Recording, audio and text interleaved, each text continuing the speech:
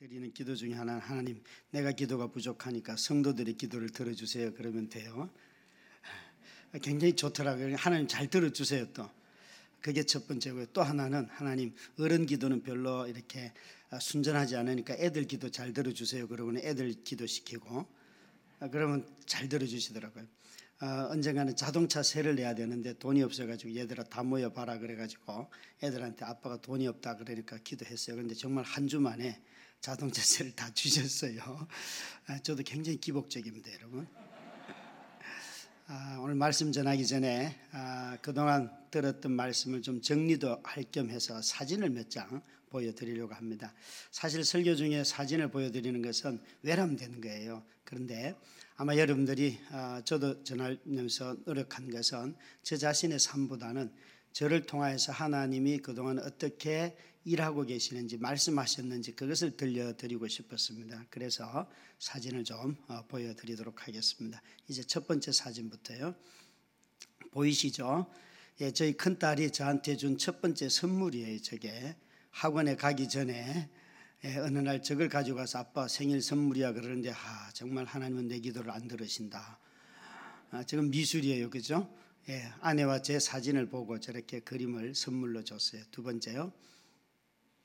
이 아이를 낳고 3일 뒤에 쓰러졌는데 이 아이가 저 사진은 9살 때 찍은 사진이고요. 지금 이제 11살이 되었습니다.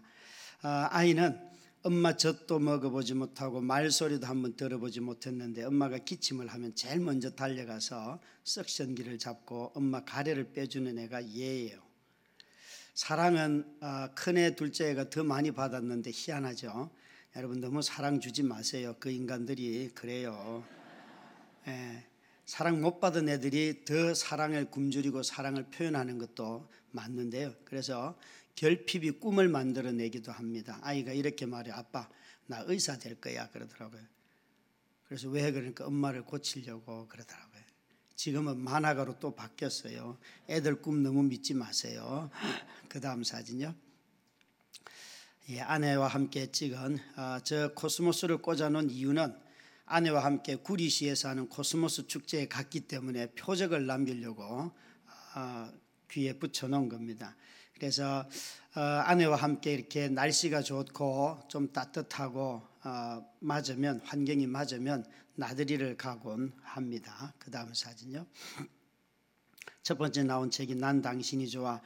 결혼생활 지금 22년 중에 말이 가능할 때 언어로 9년 9개월 동안 제게 해줬던 말이에요. 난 당신이 좋아. 그 고백을 그 이야기를 아내가 저한테 해줘서 첫 번째 책 제목이 되었습니다. 두 번째는 그 다음 사진요.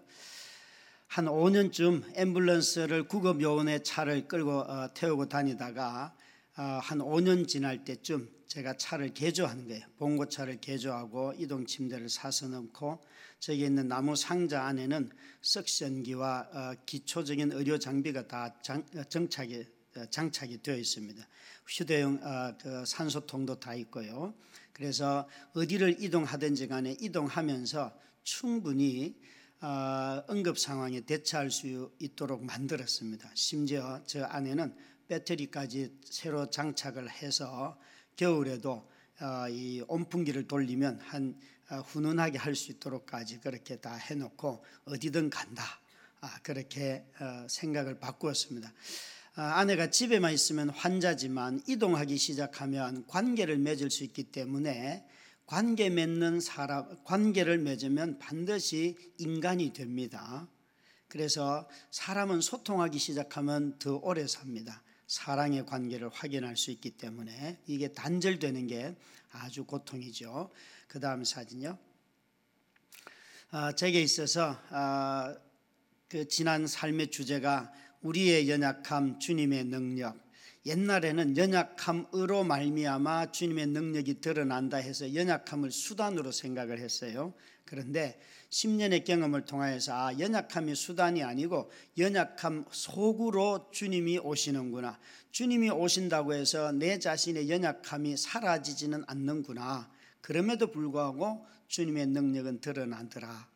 그것이 제게 가장 큰 은혜였습니다. 이전에는 주님이 오시면 다 사라집니다. 이것이 제 주제였는데 그런 것들이 들어는 있지만 지금까지 경험하고 깨닫고 확인하게 되는 것은 아니다.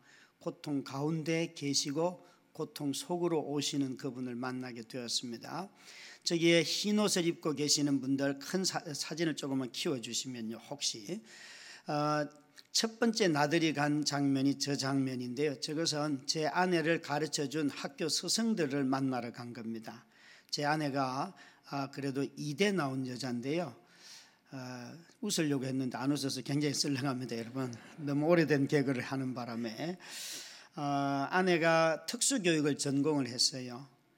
그런데 20몇 년 만에 학교를 방문할 때 자기가 장애인이 되어가지고 방문을 하고 개강 예배인데 저보고 설교를 하라 그러면서 아내를 모시고 사모님과 함께 오시면 좋겠습니다 하고는 아내의 함께 공부했던 친구들이에요. 흰 옷을 입은 분들은 교수님들이고 둘러싸있는 다른 분들은 동기 친구들이 20여 년 만에 만나게 되었어요.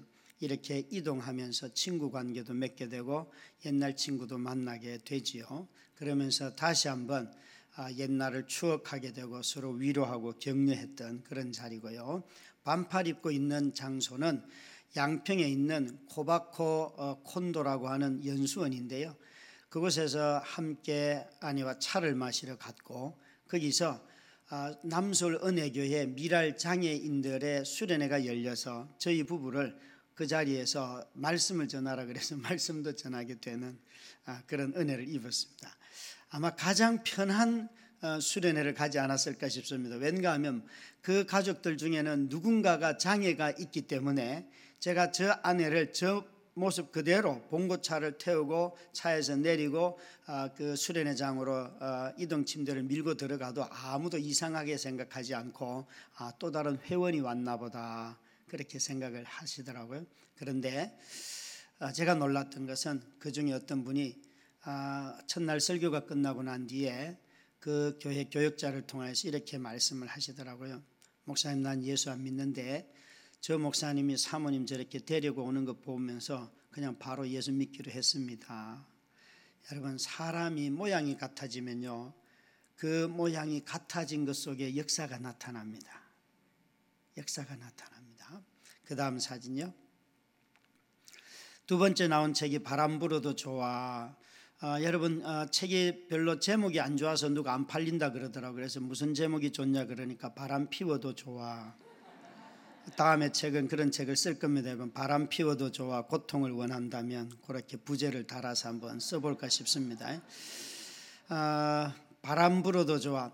성경의 바람은 자연적인 바람도 있지만 은유할 때는 폭풍 인생의 환란을 뜻할 때가 많지요. 그러나 동시에 이 바람은 또한 성경에서 하나님의 임재를 뜻하기도 합니다. 그래서 두 가지가 다 있다는 거예요.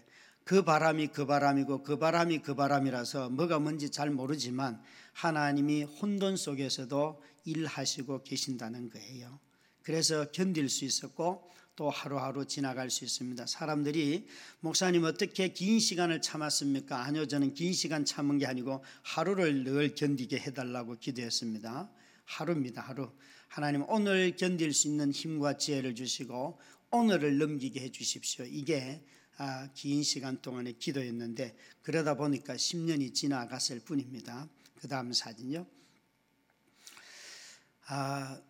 저희 자녀들끼리 찍은 사진하고 또 한 남자가 아기 안고 있는데 저 아기 안고 있는 남자는 사실은 이 땅에 살지 않고 지금 천국에 있습니다. 1년 전에 돌아가신 소천한 우리 교회 34살 먹은 집사입니다.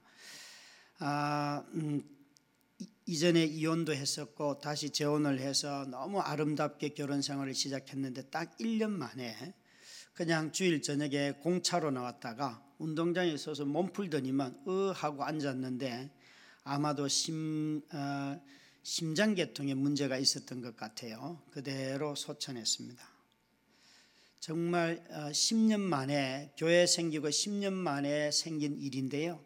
제 아내가 쓰러지고 난 뒤에 10년 만에 이런 엄청난 일이 찾아오니까 어떻게 감당이 안 되더라고요. 그런데 놀라운 것은 온 성도들이 힘을 모아서 장례를 잘 치러드렸어요.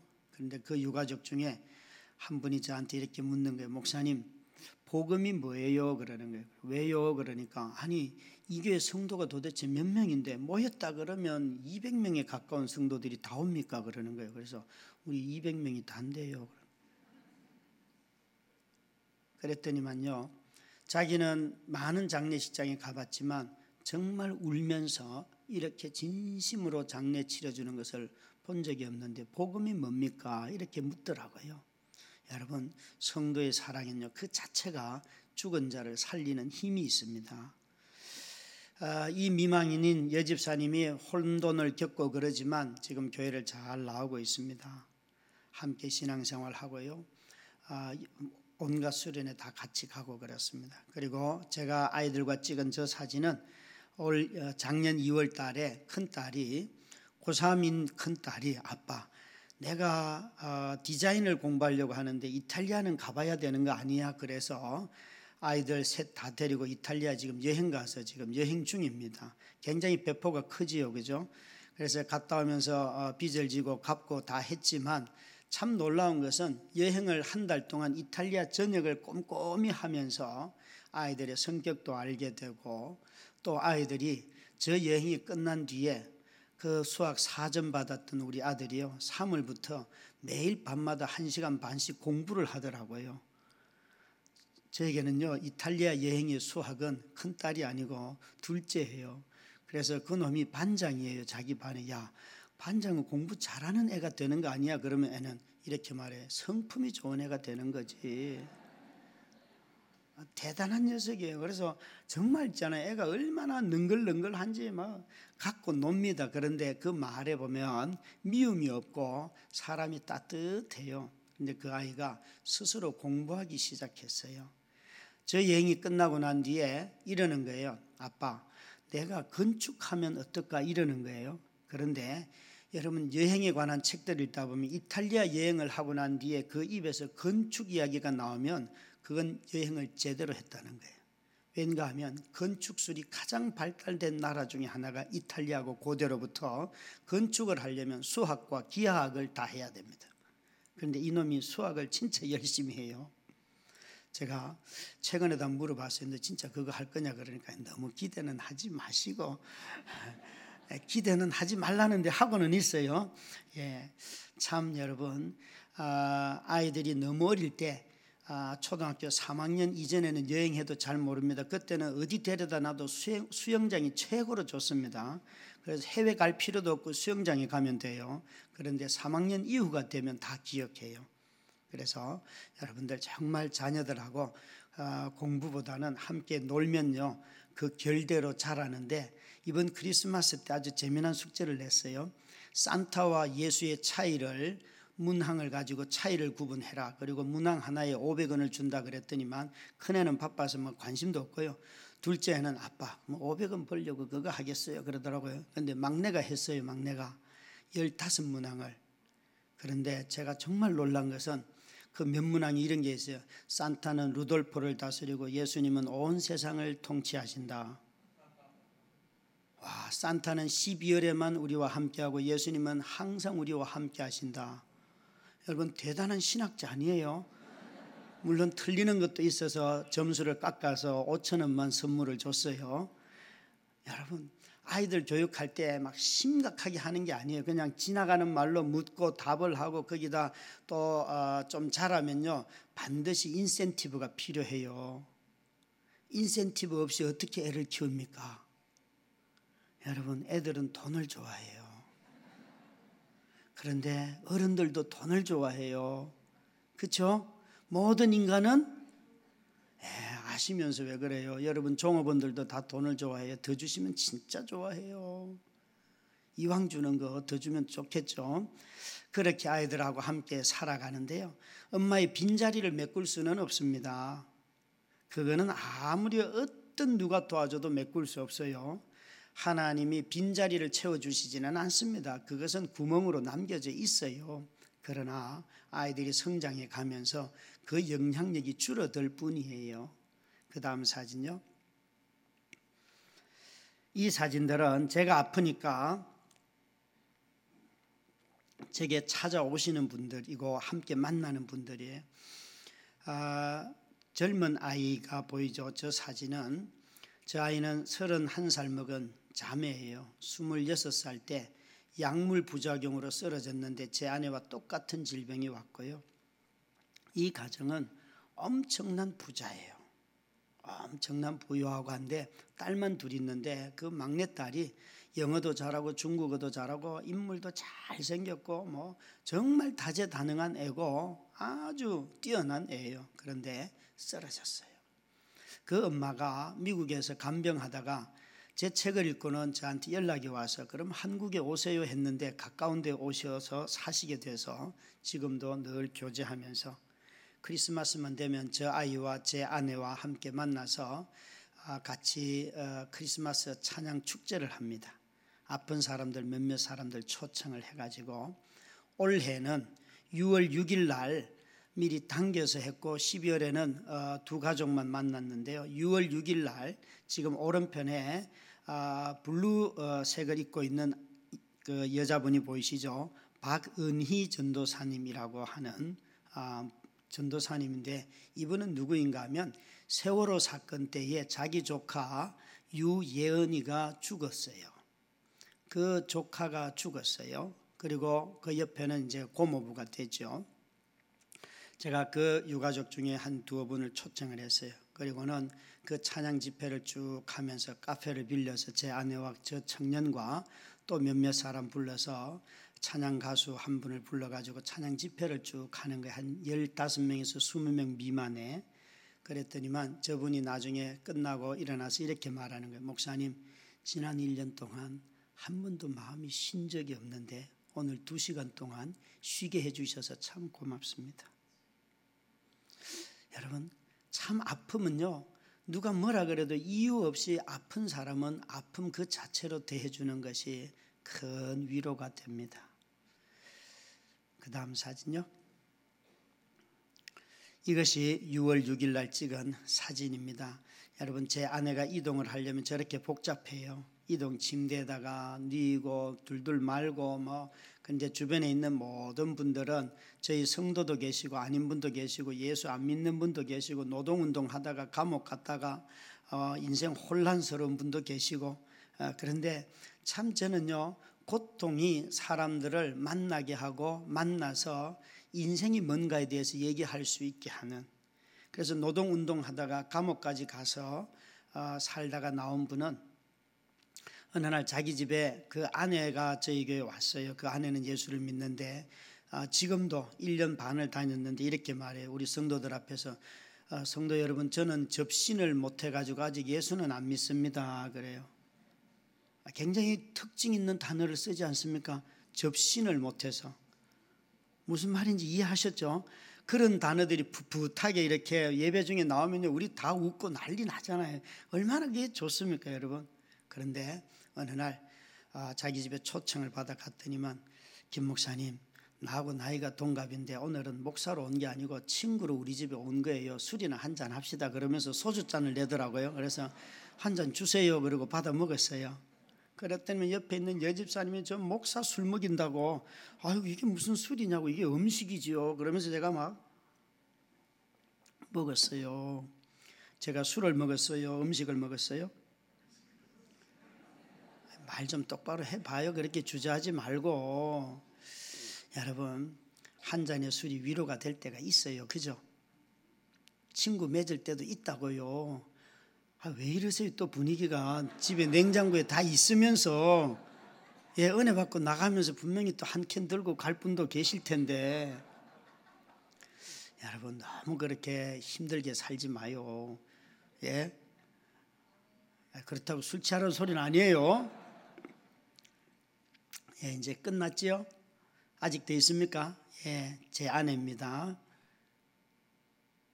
모든 남자는 여자를 중심을 취할까요? 외모를 취할까요?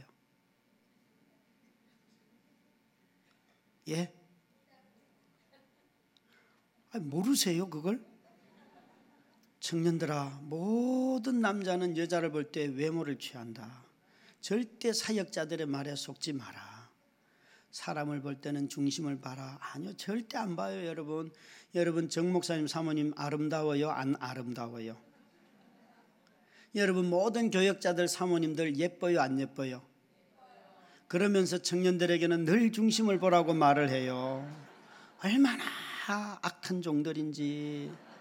그런데요, 인생은 이렇더라고요. 외모를 취하고요, 살다가 어려울 때 중심을 다해서 사랑하면 돼요. 아멘 좀 해요. 그거 참 그러면 되더라고요. 그 어렵습니까? 외모를 취하고 중심을 다해서 사랑하자. 그죠?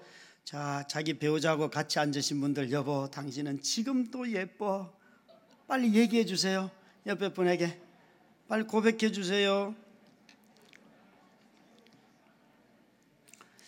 예, 집에 가서 꼭 고백해 주세요. 예, 집에 가서 좀 고백해 주시라고요.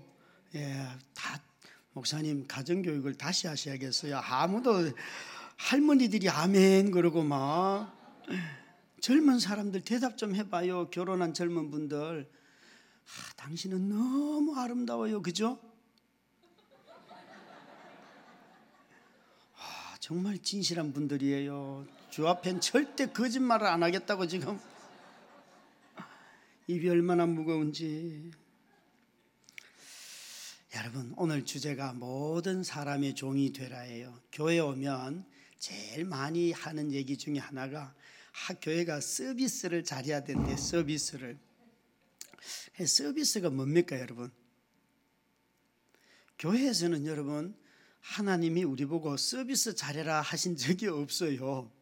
우리 보고 뭐라고 말했는가 하면 너희 서비스를 잘하라고 한 적은 없고 종이 되라, servant가 되라, to be servant. 이건 종이 되는 것하고 서비스는 완전 다른 거예요. 고객이 올 때 고객이 왕입니다. 어서 오세요. 너무 반갑습니다. 속에서는 야 너는 살꼬라지가 아니니까 빨리 나가라. 그러면서도 웃을 수 있죠. 이런 건 다 서비스예요. 마음과 말과 표정과 중심이 따로 분리되어 나가는 거. 정말 말해서 그 사람이 왕이면 여러분 무릎을 꿇어야지 왕이죠. 그 사람이 와서 물건을 이것 만지고 저것 만지고 뭐 만지다가 그냥 휙 나가도 아유 왕 잘 가십시오 이래야지. 뒤통수에다 대고 그렇게 만질 거면 왜 왔어요? 막 그런 마음을 품으면 이미 그건 서비스이지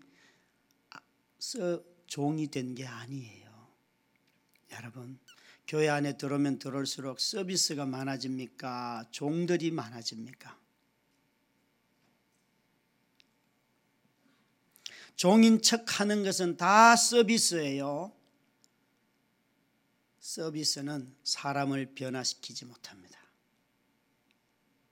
서비스는 역할은 줄 몰라도 서비스는 절대 사람 자체를 바꾸지 못합니다. 그래서 주님께서 우리에게 너희는 나를 따르는 너희는 서비스하는 것이 아니고 너희는 종이 되는 거다. 종이. 어느 날 아이들하고 매일 앉아서 성경을 읽는데 저희 집은 하루에 3장씩 성경을 통독합니다. 이사야서를 읽어 내려가는데 거기에 여호와의 종의 노래가 나왔어요. 여호와의 종은 그러면서 쭉 나오니까 갑자기 우리 아들이 아빠 우리는 여호와의 아들이지 이러는 거예요.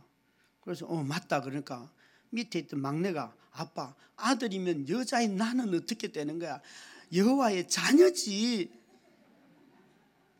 그러면서 막 애들 지네들끼리 막 싸워요. 그래서 여기서 말하는 종은 말이지 뭐라고 설명하니까 우리 막내가 아빠 좀 알아듣기 쉽게 설명 좀 해봐요. 여러분 그 여호와의 종이라는 단어를 설명하기가 이게 쉬운 게 아니에요. 굉장히 어려운 단어예요. 그래서 이거는 말이지 오실 예수님에 대해서 여호와의 종이라고. 아니 예수님이 왕인데 왜 종이야? 이게 설명 어떻게 하겠어요 여러분? 그러니까 우리 막내가 아빠 목사가 돼가지고 좀 쉽게 설명 좀 해보래요. 하여간 애들이 그냥 주디만 살아가지고. 제가요 가장 신학적인 공부를 많이 하는 것은 아이들의 질문에 답할 때입니다. 굉장히 어렵습니다 여러분. 정말 아이들의 그 논쟁을 들으면서 야 이놈들이 자기 정체성은 분명하구나. 하나님의 자녀라는 의식은 너무너무 분명하잖아요. 그죠? 그런데 하나님은 우리를 부르실 때에 자녀의 정체성만 준 것이 아니고 우리 보고 분명히 종의 정체성도 주셨잖아요. 사도 바울은 자기를 소개할 때 나는 사도이면서도 종이다 그랬어요. 교회 모든 직분자들은 다 이 두 가지 성격이 다 있는 거죠. 한편으로는 그 역할로서 무엇이 있어요. 그러나 다른 한편으로는 그 역할을 뒷받침하는 본질적인 정체성인 종이라는 개념이 항상 그 안에 들어있어요. 성도들을 향하여서는 저는 목자예요. 그러나 주님 앞에서는 저는 양이에요. 저는 주님 앞에서 음성을 들어야 되고 성도들에겐 가르쳐야 하는 역할이 제게 있지요. 그런 점에서 우리 모두는 다 이중적인 정체성을 가지고 있고 그 이중적인 정체성의 아주 핵심 중에 핵심이 종의 정체성이라는 거죠. 여러분, 종이 되면요, 종이라는 말을 듣기가 싫어할지 모르겠어요. 좀 이게 굉장히 기분 나쁜 단어죠, 그렇죠? 당신은 섬기는 자입니다. 이러면 그래도 들을 만해요. 내가 좀 있으니까 섬기는 거라고 이렇게 생각하기 쉽잖아요. 그런데 당신은 종이야 이러면요, 화가 벌떡 납니다. 화가 나요. 사람은요, 자기가 있을 만하고 가졌을 만하고 줄 만할 때 주는 것을 좋아하지요. 없는데 준다, 굉장히 불안하고요. 또 있는데 저 사람보다 나를 낮춰서 주려고 하면 짝이 없어요. 그래서 우리가 배우기 가장 어려운 것 중에 하나가 겸손이라는 단어예요. 겸손은 키가 크든 작든 많이 배웠든 적게 배웠든 아무 상관없이 어린아이든 또 어른이든 이 겸손은 정말 신앙훈련을 잘 하지 않으면 거의 나타나지 않는 그런 성품이에요. 그냥 자기가 잘난 줄 알아요. 어느 날 설교 준비를 교회에서 토요일 오후에 하고 있는데요, 이러는 거예요. 장모님이 집에서 외손자 외손녀들을 돌봐주시다가 너무 힘드셨는지 화가 나가지고, 야, 김 목사, 집에 와서 네 새끼 네가 좀 돌봐라 그러는 거예요. 그래서 제가 전화 바꿔주세요 그러니까 바꿔주시는 거예요. 큰딸이 받아서 얘들아 할머니 말씀 좀 잘 들어 그랬어요. 아빠 우리가 알아서 다 할게. 애들은 늘 알아서 다 한다 그랬죠, 그렇죠? 그래서 또 믿어야죠. 그리고 또 한 5분 지났는데 또 전화가 왔어요. 장모님이 네 새끼 네가 돌보라니까 그러면서 짜증이 이제 좀 이렇게 제대로 올라왔어요. 바꿔주세요. 얘들아 할머니 말씀 똑바로 들어라. 그러니까 아빠 우리가 알아서 할게. 우리 잘 놀고 있어요. 알아서 할게요. 그래서 그래 됐다. 그런데 웬걸요, 한 10여 분 지나니까 세 번째 전화가 왔는데 네 새끼 네가 돌보라니까 나 간다. 전화 끊어졌어요. 어찌나 화가 나든지 집에 바로 전화하니까 큰딸이 받아요. 제 입에서 뭐라고 말이 튀어나왔을까요? 야, 아빠 집에 가면 너희들 다 죽여버린다. 이런 말을 들어보셨습니까? 설교 준비 안 돼요. 서너 시간을 고민하고 뒤죽박죽하다가 집에나 가자. 정말 여러분, 그런 말 왜 내 입에서 그 말이 나왔을까요? 그죠? 그런 말 안 나와야 되는데 나왔어요. 집에 가서 딩동 하니까 3명이 죽을 준비를 하고 쫄로리 현관 앞에 서더라고요. 그래서 제가 용서를 구했어요. 얘들아, 아빠가 서너 시간 전에 엄마는 너희들을 건강할 때 9년 동안 돌보면서 한 번도 죽인다 살린다 뭐 이런 말 욕 한 번 안 했는데 아빠는 이제 겨우 3년을 돌보고 난 뒤에 자식 죽인다고 말했다. 내가 너무 잘못했다. 용서를 구한다. 저는 진지하게 자녀들에게 용서를 구했단 말이에요. 그랬더니 우리 큰딸이요, 눈을 동그랗게 뜨고 생갈생갈 웃으면서 이렇게 말해요. 내 그럴 줄 알았어. 여러분 있잖아요, 아빠가 설교 준비도 못하고 고민하다가 집에 와가지고 나를 납작 낮추어가지고 내가 용서를 구한다 이러면 좀 싸가지가 있는 예의가 있는 애들이라면 아빠 우리가 얼마나 못된 짓을 했으면 우리가 죽을 죄인이죠, 우리 죽여주세요 뭐 이래야지 격이 맞는 거잖아요. 그죠? 그래요 안 그래요? 예? 그런데 앞에서 있잖아요, 내 그럴 줄 알았어 그러니까 이렇게 용서하던 마음이 어떻게 뒤집어져요? 이거 확 뒤집어 버려 말어. 여러분 있잖아요, 부부가 해가 지기 전에 서로 화해합시다 그 문자적으로 적용하다가 여보 우리 해 지기 전에 서로 용서하라 그랬으니까 나를 용서해줘 그러니까 당연하지 당신이 잘못했으니까 이 말 나오는 순간 전쟁은 다시 터집니다. 마음에 겸손함이 없거들랑 용서 구하지 마세요. 마음의 겸손함이 자기를 낮추지 않고는요 자식한테도 용서 구할 수 없더라고요. 여러분, 저와 여러분은 오늘 새벽에 이런 말씀 들었죠. 자식의 인생의 주인은 누구다? 하나님이고 우리는 사랑해야 할 종이죠, 그죠? 이제 집에 돌아가면 아이고 주인님 여기 계십니까? 그렇게 하면 인사 좀 해봐요. 그러면 아마 우리 아들 같으면 내가 주인이지. 김병년 들어왔구나. 물 떠와라. 우리 아들은 충분히 그럴 놈이에요. 누워가지고 그러면서 얼마나 또 너스레를 떠는지. 여러분, 우리 모두는 다 자기 자신을 낮추는 것을 굉장히 싫어해요. 굉장히 싫어해요. 제가 여러분 교회 잘 모르지만은요 오늘 저녁에 오는 이 숫자들을 보면 아마 주차장이 벌써 비좁을 것 같아요. 나가는 거 보면. 여러분 주차장에서 성도 간에 저놈 때문에 내가 차가 막혔다 이런 거 많지요. 주차장만 가면 성도와 성도가 아니고 성도와 원수가 만나요. 그냥 우리 교회는 원래 그래. 그럼 기다리면 되잖아요. 다 빠질 때까지.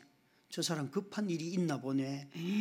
쟤는 운전도 못하고 말이지. 어느 교회 성도야? 아니 자기 교회 성도인데 왜 막 욕을 하고 그래요? 주일날은 원래 예배하러 온 거 아닙니까? 그죠? 아닌가 봐요. 예배하러 온 게 아닌가 봐요.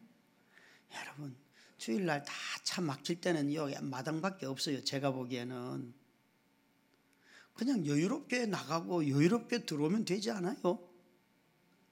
그런데요 꼭 자기 마음대로 하려고 하니까요 남을 배려하지 않는 거예요. 무례한 거예요. 남을 나보다 낮게 여기는 마음, 그게 종의 마음이라고요. 굉장히 작은 것 같지만 그것 때문에 성도들이 성도 간의 관계가 깨진다면 차 안 가지고 오면 되잖아요. 예? 나의 편리함보다 성도의 마음 상하게 하는 것이 더 아프다면 내 편리함을 내려놓으면 되잖아요. 이 자본주의의 자녀들은요 편리함을 포기하지 않아요. 편리함을 이루기 위해서 더 많은 주차장을 요구한다니까요. 여러분 기억하셔야 해요. 저는 교회에 이렇게 발표했어요. 여러분 점점 우리는 교회 식당에서 식사를 하여튼 서리 집사 이상이면 무조건 1년에 한 번 식당에 들어가서 식사 봉사를 해야 돼요. 그게 어려워서 목사님 우리가 돈 낼 테니까 사람 사서 합시다. 그 얘기하면 나는 교회 안 합니다. 그랬어요. 내가 그럴 거면 나도 여러분 설교하기 힘들면 내가 돈 주고 사와가지고 설교시킬 거예요. 나보고 CEO 하라 그러면 제가 그거 받아들이지만 나보고 목사하라 그러면 나 절대 그렇게 못해요. 맛이 있든 없든 당신들이 만들어내요. 무섭죠. 그래서 우리는 임신을 해도 들어가고 출산을 해도 남편 들어가야 되고 다 들어가요 그냥. 그러니까 1년에 한 1.5회 정도 식당에 다 들어가는데요. 이게 여러분 식당에 들어가서 식사하는 준비하는 집사님들이 다양하다는 것은 맛이 얼마나 다양한지 그 맛은 오묘해요. 여러분 어떨 때는 이건 소금기라고 하나 없는 음식이 나오는데 그날 보면 알아요. 어떤 분이 음식했는지.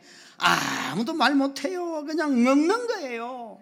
성도의 기쁨은요 성도의 섬김에 있는 거예요. 지난주에는 쌀이 정말 굴러다닙니다. 씹어야 되는데 이게 얼마나 오래 씹어야 되는지. 어이구 오늘은 전부 다 치아 건강을 위해서 밥이 나왔다. 많이 드세요. 다들 웃고 넘어가는 거예요. 그거 여러분 요즘 젊은 30대 부부들이 그 한 200명 넘는 식사 양을 그거 조절한다는 거 정말 어렵잖아요, 그죠? 그런데 그런 허물들을 다 서로 받아주니까요, 누가 실수하는 것에 대해서 주목하는 일이 별로 없어요. 교회할 때 막 긴장하고 이런 거 있잖아요. 왜? 그런 게 아니고 예배 이렇게 드리다 보면 여기는 잘 이렇게 격리가 되어 있어서 아이들이 안 나오는데, 저희들은 작년에 태어난 신생아만 18명이에요. 올해 태어날 아이들, 지금 예약된 아이들만 13명에 육박하고 있어요. 별로 안 놀라시는데 재작년에 태어난 아이들이 17명이에요. 정말 신생아들이 많으니까요, 아무리 엄마 아빠가 이렇게 감독을 해도요, 예배 드리다 보면 어떤 녀석은 나와요. 분명히 나와서 막 활로 막 저를 쏘고 있고 막, 그러면 막 나도 막 쏘고 막 바빠요. 예배하다가 애하고 놀아줘야 되고 막. 그런 게 별로 허물이 없어요. 아니 여러분, 정말 우리 안에 하나님이 계시는데 그게 뭐 그렇게 중요해요? 중요하지 않아요. 힘들고 어려운 인생들이 교회 와서 이렇게 저렇게 쉬다가 잠깐 아이를 놓쳐서 예배하는데 애가 튀어나왔다고, 애를 잘 돌봐야지. 아이고, 제가 이렇게 축복해줘요. 이 앞에 나오는 애들은 다 선교사 되고 목사 됩니다. 그러니까 점점 안 나오더라고요.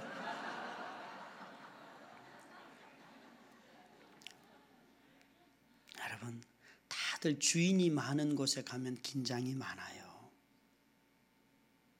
다들 너도 주인이고 나도 주인이고 누구도, 어린애도 주인이고 어른도 주인이고 뭐, 집사도 주인이고 장로도 주인이고 목사님도 주인이고 다 주인인 곳에 가면요, 종이 없어서 힘든 거예요.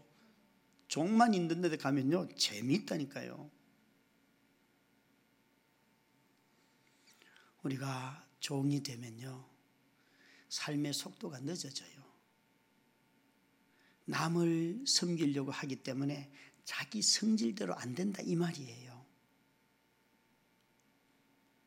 다른 사람의 속도에 맞추게 돼 있어요. 제가 아내를 교회로 매주 데리고 왔다 갔다 했어요. 과거형으로 쓴 이유는 2달 전부터 안 데리고 갑니다. 너무 아내가 신체 리듬이라는 게 다 약화돼서 교회 갔다 오면 주일 밤새도록 가래를 빼줘야 되기 때문에 그게 너무너무 힘들어요. 그래서 지금은 안 다니는데요, 원래는 다 다녔어요. 아내 없이 교회 갈 때는 2km 정도, 집에서 교회까지가 2km 정도인데요, 그건 한 10분이면 뭐 신호등 다 지키고도 넉넉하게 갔어요. 그런데 아내를 태우고 주일날 교회를 가려면요 6시 반부터 아내를 옷을 입히고 아내 밥을 먹이고 하면 이제 그게 1시간 정도 준비를 해야 돼요. 그러면 저희 교역자 모임이 8시인데요 30분 안에 못 가요. 항상 저는 가는 시간이 한 40분, 45분 걸려요. 왜냐하면 이렇게 요철이나 언덕이 나오면 이게 중환자들은 가다가 만약에 브레이크를 급작스럽게 밟으면 살갗이 썰리거나 그러면 그 썰리는 자국은 반드시 욕창으로 발전합니다.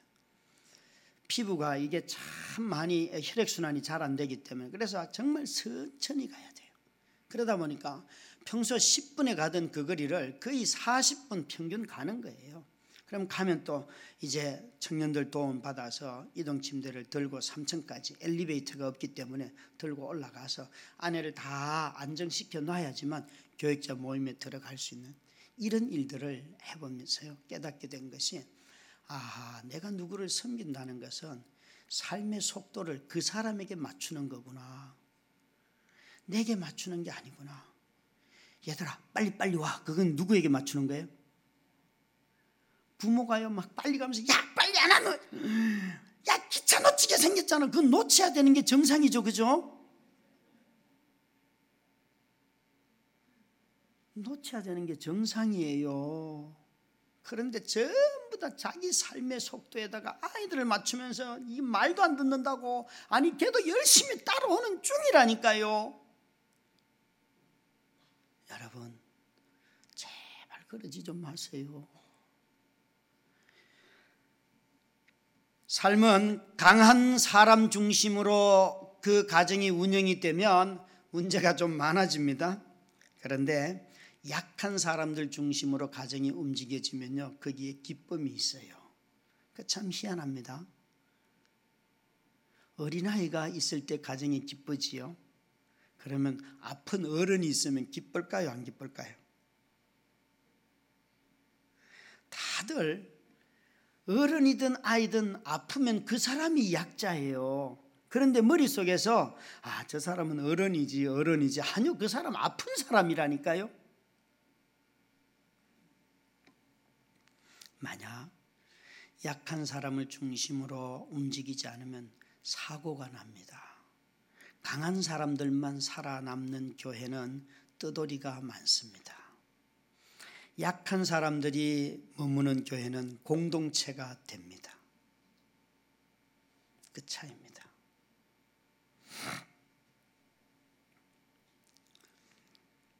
아내가 아프고 난 뒤에 제 삶의 속도 거의 제로에 가깝습니다.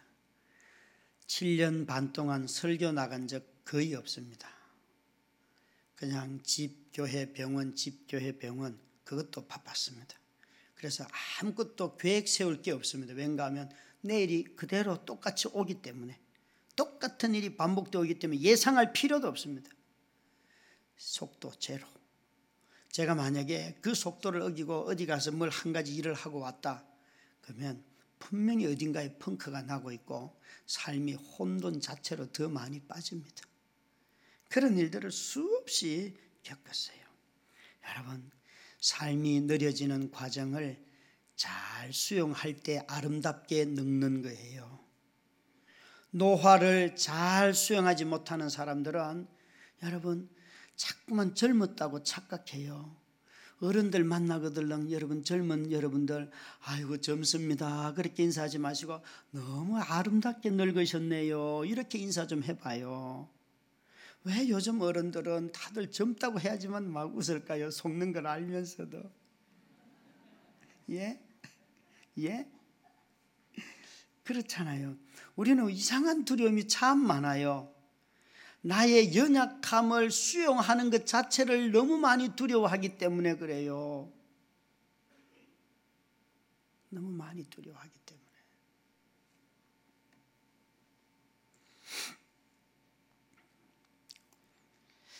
사랑하는 성도 여러분, 여러분의 삶의 속도는 누구에게 맞추어져 있는지요?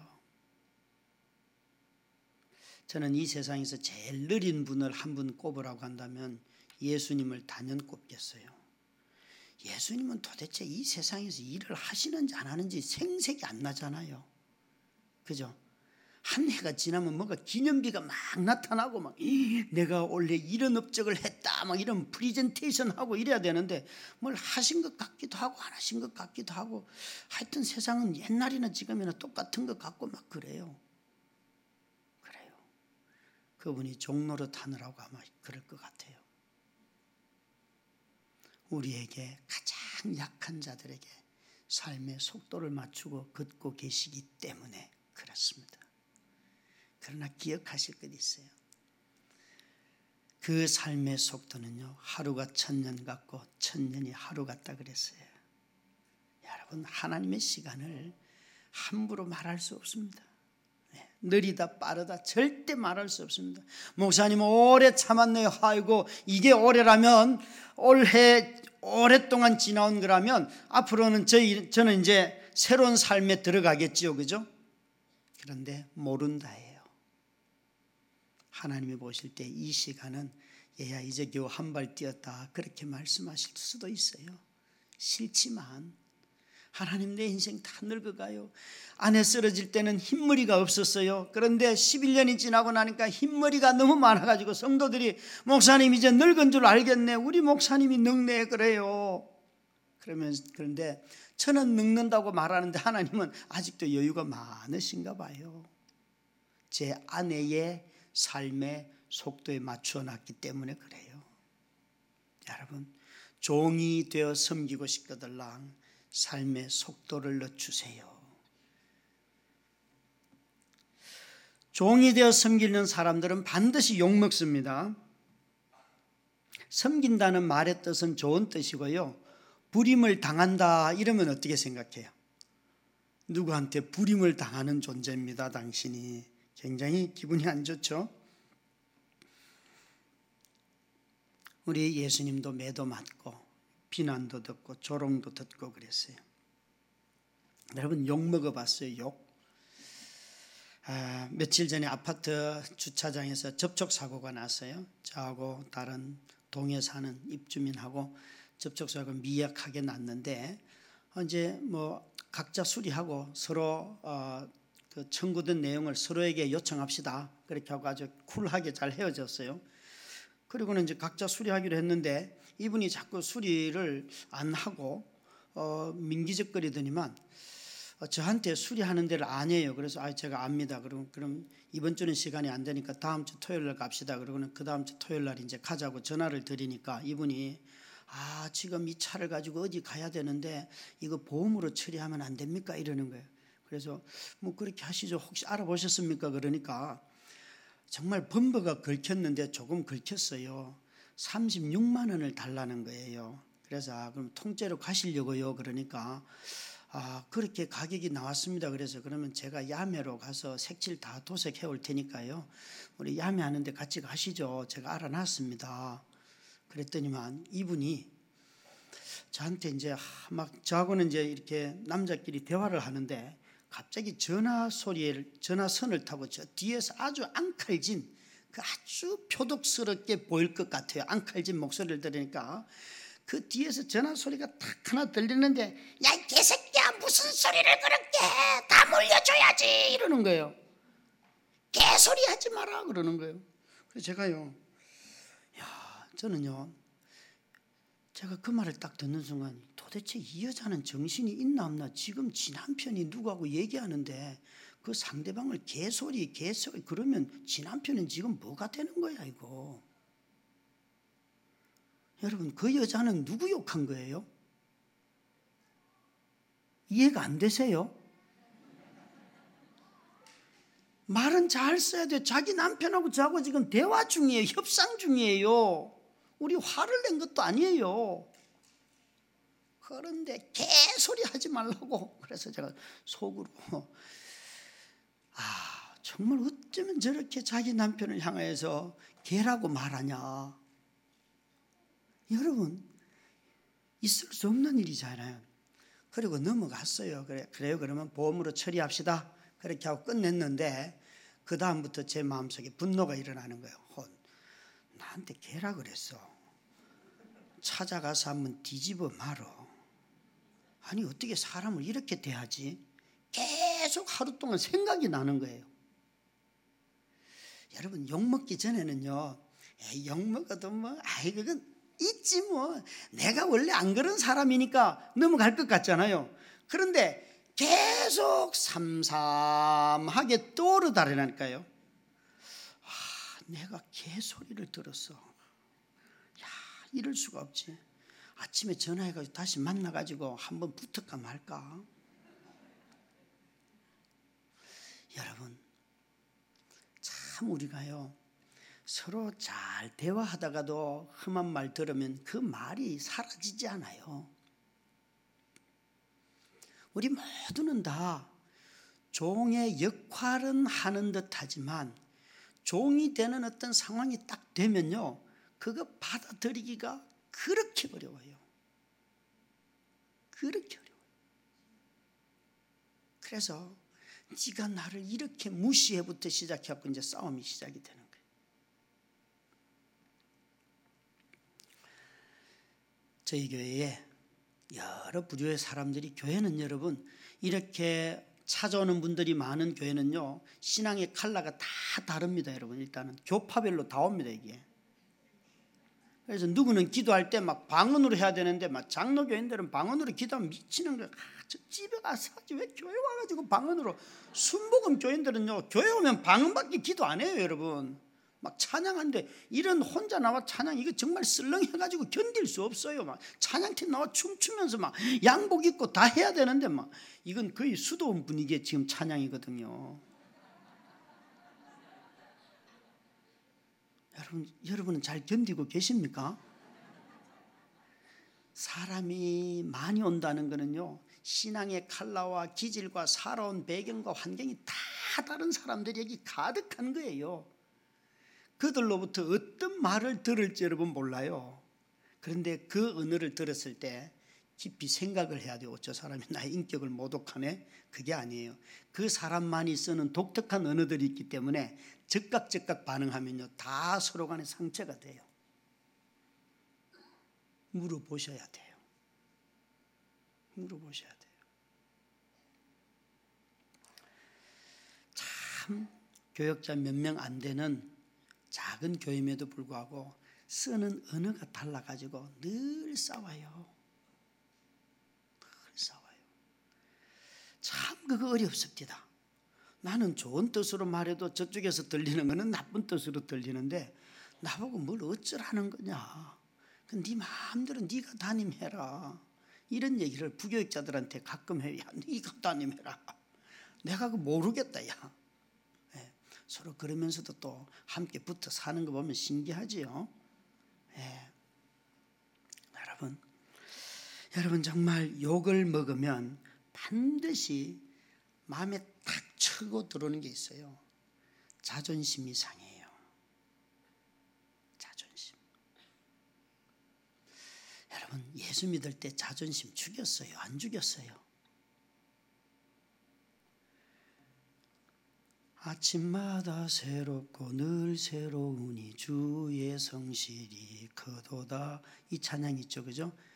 예레미야 애가 3장 23절 24절에 보면 아침마다 주의 성실이 크도소이다. 그래서 우리가 망하지 않습니다. 예레미야가 그렇게 말을 했는데 아침마다 여러분의 성질도 늘 새로워져요. 우리의 이기심도 늘 아침마다 새로워서요, 새벽기도 나와서 꽉 눌러놓지 않으면요, 밥하러 들어가서 아침에 새벽기도 왔다가 밥하러 들어가서 이거 안 누르면요, 야 일어나라 고운 말로, 일어나라 아주 험한 말로, 야 이 새끼들아 일어나라 밥 다 해놨다, 아주 독한 말이 나오지요. 여러분 자기 자신의 자존감, 자기 안에 있는 이기심, 이걸 죽이는 일들을 늘 하지 않으면요, 말로부터 어떤 말이 들릴 때에 다 자존심 상했다고 돌았습니다. 그래서 종이 될 수가 없어요. 그냥 내가 우월할 때만 섬기는 척할 뿐이에요. 여러분, 나 자신의 자존심이 아니고 자존감이 그리스도 예수 안에서 뭐인가? 나는 정말 그리스도 예수 안에서 누구인가? 그것이 분명해야 합니다.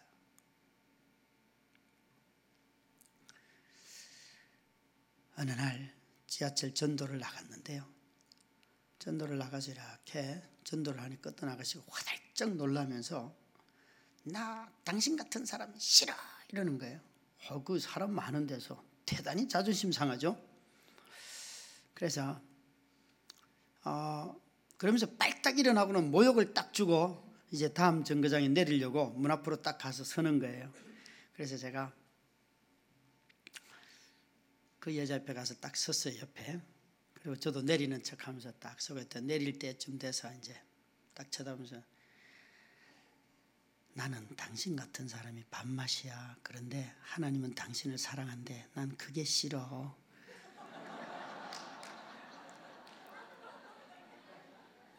그리고 제가 얼른 내리고 도망갔어요.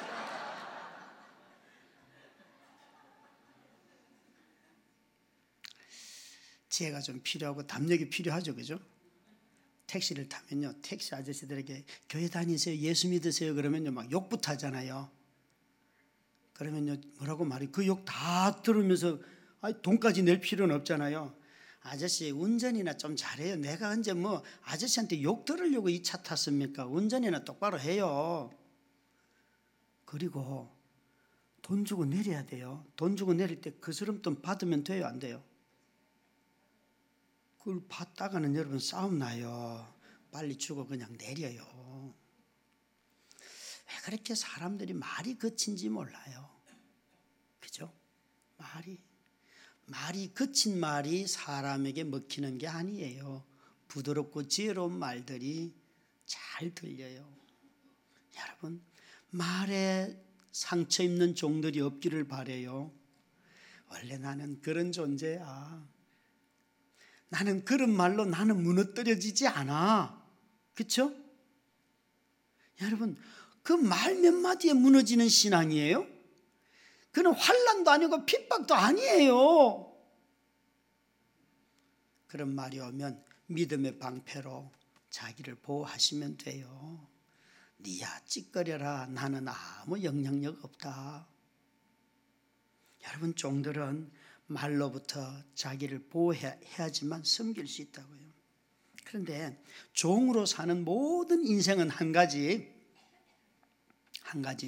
고통이 다 있을 거예요. 아마도 하나님을 섬기기로 한 대부분의 사람들은 자기에게 고통이 없거나 가족에게 고통이 있거나 누구에게나 고통이 한두 개쯤은 다 있습니다. 고통 없는 사람은 거의 없습니다. 만약 그 사람은 자기 집에 고통이 없으면요, 자기가 섬기는 직장이든지 자기 교회든지 또 누구이든지 간에 분명히 고통이 대부분 다 있어요. 왜 이 고통이 우리에게 필요할까요? 참 희한해요. 고통 없이는 하나님의 종이 될 수가 없어요. 왜인가 하면 그리스도께서 얻어 터졌고 맞았고 상해하셨기 때문에 그를 따르는 모든 자들은 상하고 터지고 맞게 돼 있어요. 만약 그렇지 않다면 행여 자기가 선택해야 될 순간에 그런 걸 안 선택해서 그럴 수는 있어요. 그러나 우리 삶에 고통 없는 자리가 없다니까요. 외면했기 때문에 그 고통으로부터 벗어났을 수는 있어도, 그러나 정직하게 나아가면 고통 없이는 갈 수가 없어요. 어느 날 예레미야서를 묵상하는데 토기장이 본문을 묵상했어요. 늘 아는 거잖아요. 토기장이가 토기를 만들어서 깨고 자기 마음에 드는 거 쭉 하는데, 갑자기 그걸 본문을 읽고 기도하는 중에 환상 비슷한 것이 뭐가 이렇게 막 지나가고 막 계속 주목하게 했어요. 한 장면을. 뭔가 하면 이렇게 그릇을 굽는 화덕에다가 그릇을 만들어 가지고 막 차곡차곡 쌓고는 불을 막 떼는 거예요. 그 토기장이가 떼면서 이렇게 속으로 말을 해요.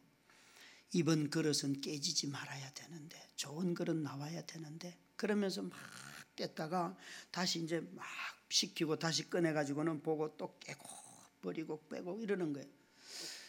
그런데 제 눈에 비쳤던 것은, 저는요 이전에 나 제발 이런 연단 좀 없이 하게 해달라고, 화덕에 나 좀 집어넣지 말라고, 나 하나님 싫다고 그러면서 항상 그것만 많이 생각을 했었어요.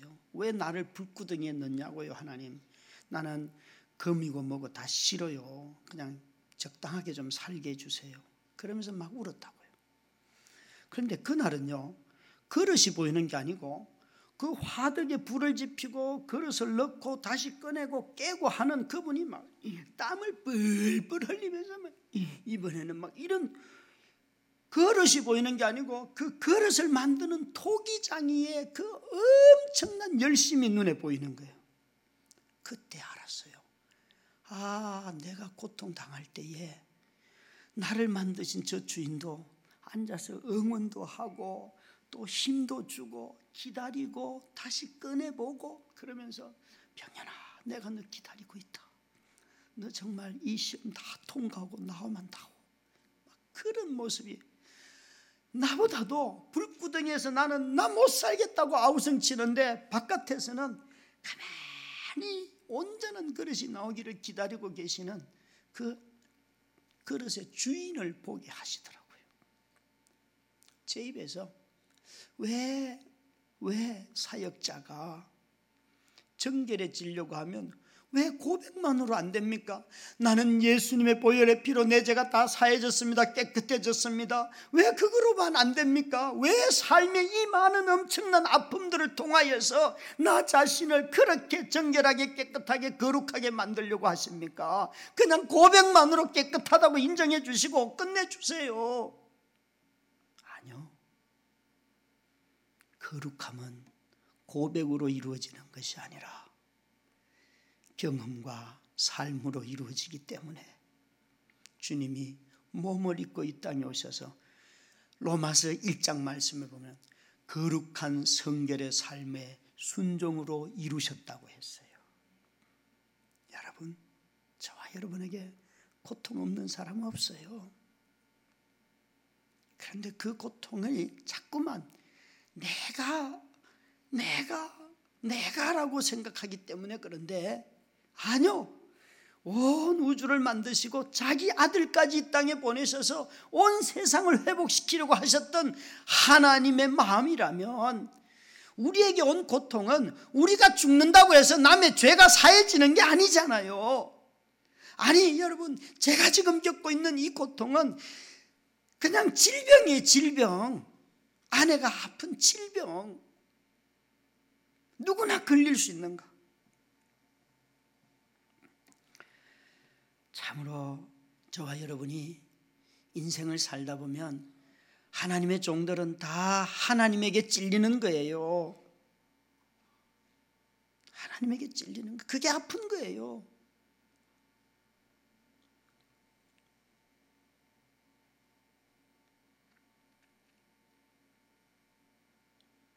왜 나를 찌른다고요?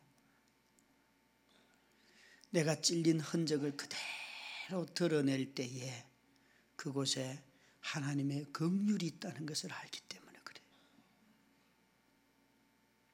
저는 제가요, 종은 그래서 자신의 흔적을 지워가면서 살아가는 존재가 아니고 자기에게 있는 흔적을 품고 살아가는 존재가 종이에요.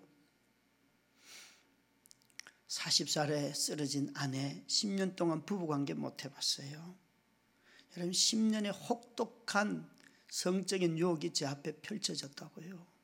물론 10년 다 그런 건 아니에요. 처음 4년은 뇌경색으로 쓰러졌을 때 4년은 기도하고 일으킬 수 있다는 확신도 있었고, 그래서 성적인 유혹으로부터 거의 자유했어요. 모든 감각을 다 막아놓고 긴장하고 계속해서 드라이브를 살릴 수 있어, 고칠 거야 그랬는데, 화상 입고 난 뒤에 내가 범한 과실이 너무 컸기 때문에 제 자신이 용서가 안 되는 거예요.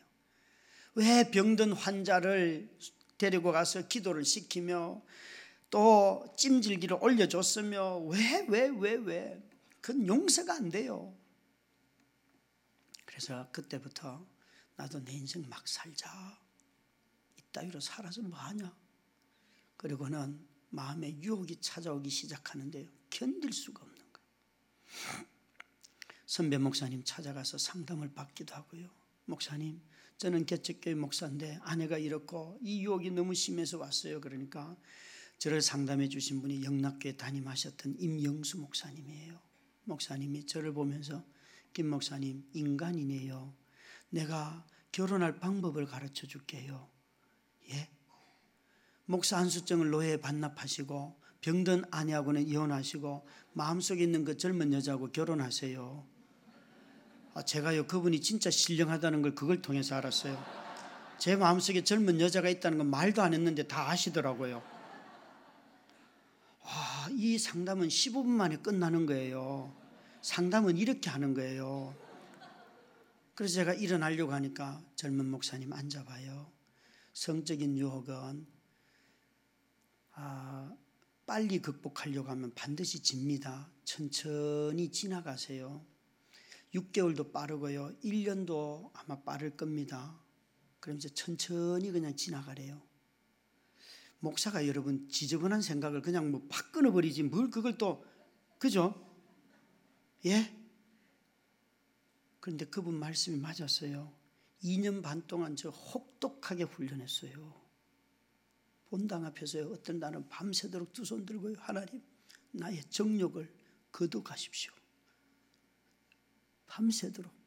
그런데 새벽기도 나왔던 권사님과 그 딸 되는 여집사님이 바깥에서 내 기도 소리를 다 들었는지 들어와서요, 저를 그 칠순이 다 된 권사님 저를 안아주면서 우리 김 목사님 지금까지 참아준 것만 해도 고마워요. 여자의 해산의 고통이 남자의 성적인 충동이라는데 여러분 여자가 해산을 매일 여러 번 합니까?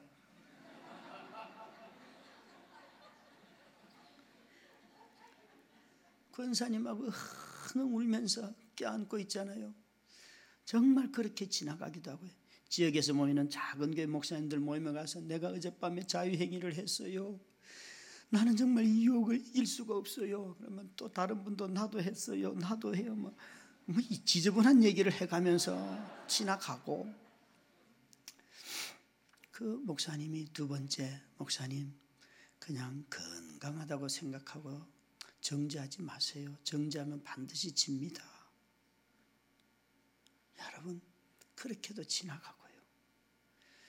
정말 어떨 때는 저는 지금은 극복을 했어요. 이번 호텔도 그런데 거기에 더블 베드가 있으면 그 입을 올라가지도 않았어요. 거기 올라가면 딴 생각이 나기 때문에 그냥 거기에 있는 밑에 이불만 깔개만 빼가지고 마룻바닥에서 그냥 시멘트 바닥에서 잠자면서 나를 찍는 거예요. 그러니까 그 올라가면 딴 생각할 걸 알기 때문에.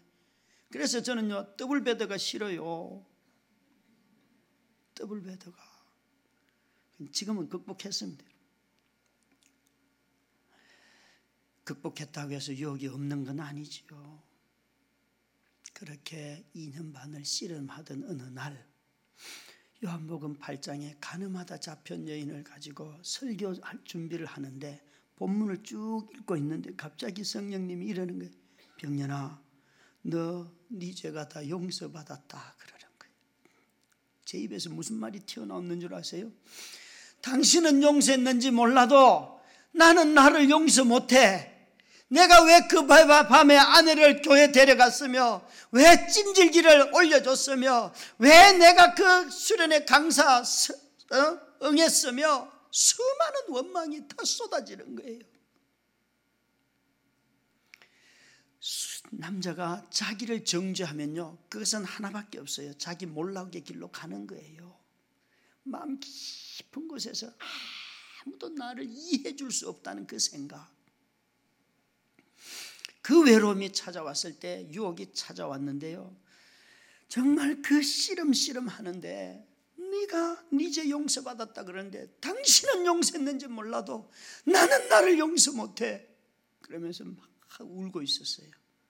우는데 성령님이 그 한밤에 제게 병현아, 너 가늠하다 잡혀왔지만 도망 못 가서 내 앞에 엎드려 있는 용서받은 이 여자가 될래? 너희 중에 죄 없는 자가 돌로 치라. 그러니까 그 현장범을 끌고 왔던 바리새인들과 그 건강한 남자들, 자기 죄를 다 깨닫고 다 돌아갔어요. 그들은 용서 못 받았어요. 주님이 굉장히 양심적이라서 용서 못 받고 돌아간, 자기 죄는 깨닫는 양심을 가졌으나 용서받지 못한 바리새인이 될래? 너 누가 될래? 이러는 거예요. 여러분, 제가 그 밤에요 바로 엎드려서 주님, 저 여자가 될게요. 저 여자가 될게요. 여러분, 죄는요 내 양심이 살아있기 때문에, 깨달아졌기 때문에 용서받는 것이 아니고 예수 그리스도 앞에 엎드릴 때 용서받는 거예요. 오늘 많은 사람들이 자기 양심으로 죄를 깨닫기 때문에 후회는 해도요 용서의 은혜가 없는 거예요. 종은요 용서받은 흔적이 있을 때만 종이 될 수 있는 거예요. 용서가 없고 자기 양심만 살아있기 때문에 교회 들어와서 신앙생활 하면 할수록 의로운 자가 너무 많은 거예요. 남의 허물을 보면 뒤에서 욕을 하고, 남의 부족한 것 보면 당신 비켜 내가 할게 기다려주지도 못하고, 내가 하면 당신보다는 더 잘하겠다. 교회에서 식당 봉사 시켜놓으면 왜 콩나물 이걸 이 비싼 걸 사왔어, 저기 가면 저렇게 싼 거 있는데, 그런 엉뚱한 소리나 하고, 이거 다 자기 용서받은 흔적이 없기 때문에 그런 거예요. 여러분, 용서받으면요 모든 게 긍휼밖에 안 보여요. 주님이 나를 어떤 존재인데, 내가 어떤 존재인데 주님이 나보고 너 용서받았다. 목사가 그 이야기를, 그 말씀을 얼마나 수백 번 선포했겠어요. 그런데 저의 과실이 드러나는 하나의 사건이 일어났을 때, 그 이후에 성적인 유혹 속에서 시달릴 때에 아내한테 화상을 입힌 것도 괴로워 죽겠는데 마음속에서 성적인 유혹이 찾아와가지고 또 다른 여자 마음에 왔다 들어갔다 나갔다 들어갔다 하니까 이 이중적인 고통이 얼마나 사람을 짓누르는지 설교도 못하고 사람도 똑바로 못 볼 지경이 되더라고요. 그런데 주님이 그 밤에 병년아 너 용서받았어. 저는요 그 이후에 정말 이 찬양을 끊임없이 불렀어요. 햇살보다 밝게 빛나는 주의 영광, 주의 거룩한 보좌 앞에 아무도 나아갈 수 없네. 오직 주의 긍휼, 주의 자비. 왕 대신 주 앞에 나아갑니다.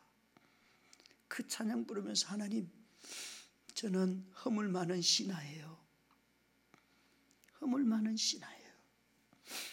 안 써주셔도 되지만 제가 허물 많은 신하인 것만은 분명해요. 왕 대신 주 앞에 나아갑니다. 왕 대신 주 앞에 나아갑니다. 그 찬양을 얼마나 많이 불렀는지 모든 청년들이 제가 찬양하자 그러면 지네들이 기타를 쳐요. 목사님 그거 하실 거죠? 여러분, 정말 우리 하나님이 어떤 분이십니까? 그런데 하나님은 제게 그 흔적, 그 사함, 그 기억을 다 기억하게 해주세요. 저는 아내의 이런 다리를 보고 또 누워있는 그 모습을 볼 때마다 거기에 내 허물이 있다는 것을 알아요. 그 허물은 지워지지는 않겠지요. 그러나 용서는 받았어요. 그런데 그 사실이 때로는 나도 외도하고 싶어, 저 여자면 좋겠어 그러다가도 그 용서받은 또 여전히 삶 속에 남아있는 흔적을 볼 때 내가 이 여자를 끝까지 사랑해야지 하고 마음을 돌이키고 다시 가서 사랑을 하고 뽀뽀를 하고 아이들 데리고 엄마를 찾아가는 것이에요.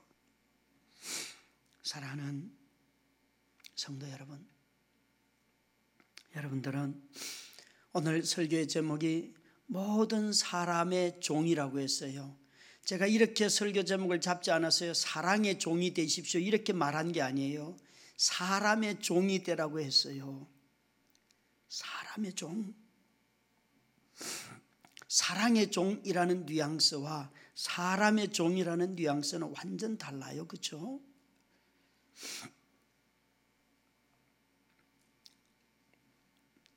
만약 사람의 종이 되라는 말씀으로 여러분 듣는다면 차라리 저를 개의 종이 되라고 하세요. 제가 개는 열심히 사랑할게요. 개는 절대 배신 안 하니까 나는 다시 배신을 당하고 싶지 않아요. 혹시 고양이나 개나 애완견을 생각하면서 나 하나님 차라리 그놈들 종 될게요 그러실 분도 있을 것 같아요. 어떤 분들은 아이고 짐승은 싫으니까 식물의 종이라고 해주세요. 내가 잘 가꾸어서 여기다가 앞에다가 막 저기다가 막 갖다 놓을 테니까 하나님 내가 식물의 종 되게 해주세요. 그럴 분도 들어 있을 거라고 봐요. 그런데 주님은 오늘 본문에 너희가 모든 사람의 종이 되라는 거예요. 모든 사람의 종이 되라는 것이에요.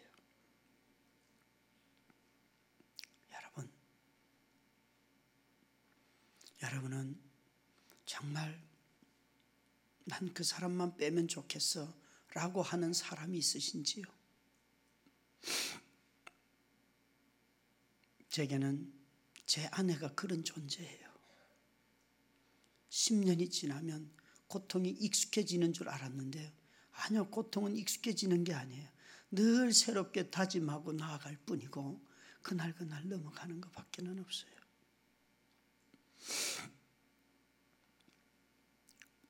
제 생애가 다 끝나고 난 뒤에 주님 앞에 갔을 때에 주님이 저를 맞이해 주실 거잖아요. 그죠? 그때 주님으로부터 듣고 싶은 말이 있어요. 병현아, 너 뭐 하다 왔냐?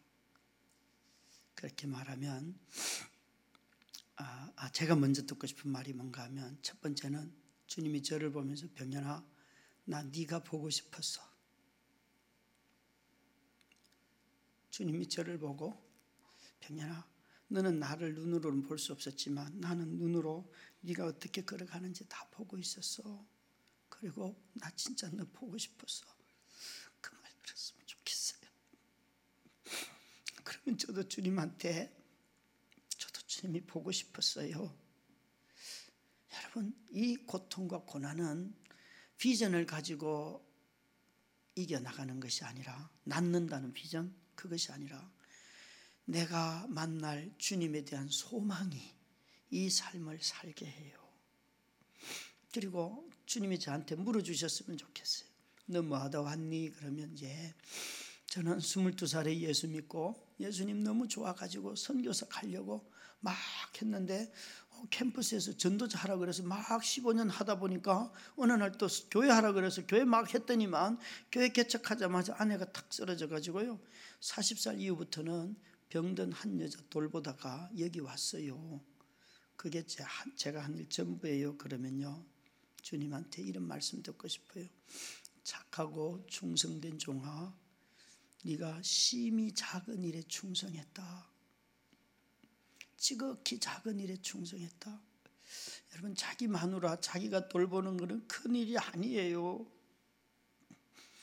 이 세상에 기준이 빗나가가지고 타락해서 자기 마누라 겨우 돌보는 저를 사람들이 막 칭찬하지만 여러분, 이건 진짜 빗나간 기준 때문에 그래요. 세상이 타락해서. 정말 주님이 원하시는 것은요, 주의 복음을 들고 나가서 정말 다른 사람의 종이 되는 것, 그것을 주님이 우리에게 원하시는 것 아니겠습니까? 여러분, 모든 사람의 종으로 2016년 여러분 모두가 다 멋지게 신앙생활 하실 수 있기를 주의 이름으로 축원합니다. 우리 한 목소리로 한번 기도하십시다. 하나님 아버지, 우리에게 은혜를 내려주옵소서. 우리 어느 누구도 주인으로 살고 싶어 하지만 주께서 우리를 종으로 부르고 계십니다. 하나님, 정말 우리에게 종이 되셔서 우리의 구속을 이루신 주님처럼 우리도 주의 종이 되고 사람의 종이 되어서 주의 구속을 이루는 증인들이 되게 해 주옵소서. 예수님 이름으로 기도드렸습니다.